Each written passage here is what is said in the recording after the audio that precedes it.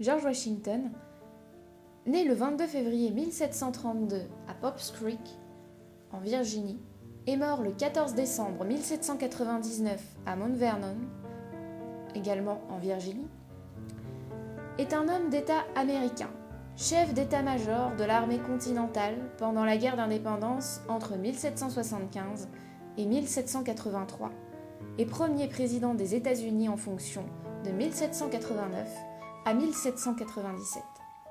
Washington est l'un des planteurs les plus riches de la région, avec son domaine de Mount Vernon. Grâce à sa participation à la guerre de 7 ans, qui se déroule entre 1756 et 1763, il devient rapidement célèbre des deux côtés de l'Atlantique et s'intéresse aux questions politiques. Son engagement dans la Révolution américaine, ainsi que sa réputation, le porte au poste de commandant des troupes américaines, qu'il organise et mène à la victoire finale, avec l'aide des Français, sur la métropole britannique.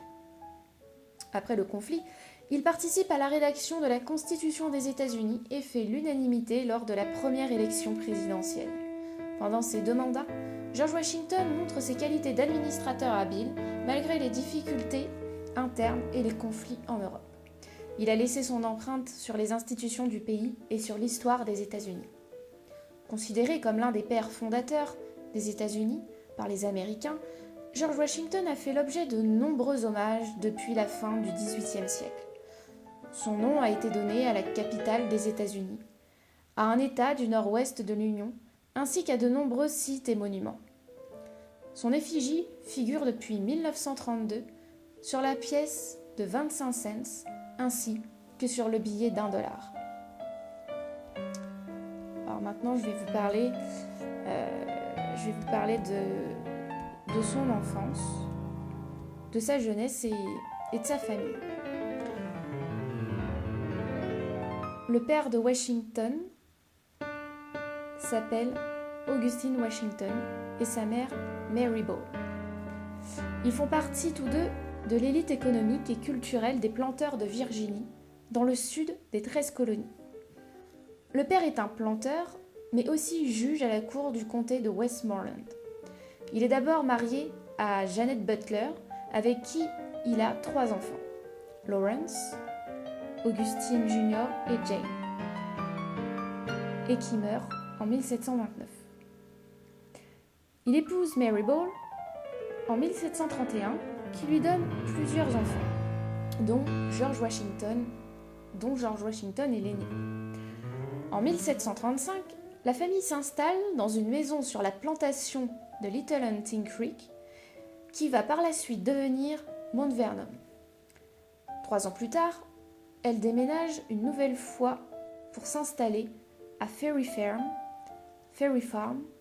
une plantation située sur le fleuve Rappahannock, où George Washington passe la plus grande partie de sa jeunesse.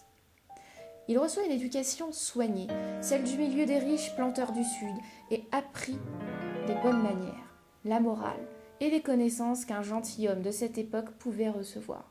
Il fréquente sans doute une école locale ou bien il reçoit l'enseignement d'un précepteur. Il est doué pour les mathématiques et se familiarise avec les rudiments de la topographie. En revanche, il n'apprend ni le latin, ni le grec ancien, ni même de langue étrangère. Il quitte l'école vers l'âge de 15 ans, sans entreprendre d'études supérieures. Il n'a qu'11 ans, à la mort de son père, ses demi-frères héritent de la plupart des terres. Son frère aîné, Lawrence Washington, s'occupe de la plantation de Little Hunting Creek, qu'il rebaptise par la suite Mount Vernon, en l'honneur de l'amiral britannique Edward Vernon. Il prend en charge l'éducation de George et lui fait s'intéresser à la Compagnie de l'Ohio, qui revendique les territoires à l'ouest des Appalaches.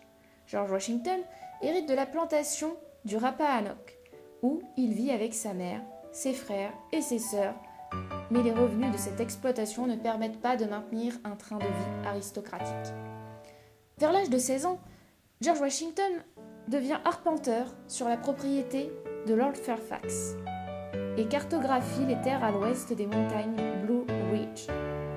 La rémunération de ce travail lui permet d'acquérir des biens fonciers dans la vallée de d'Oa.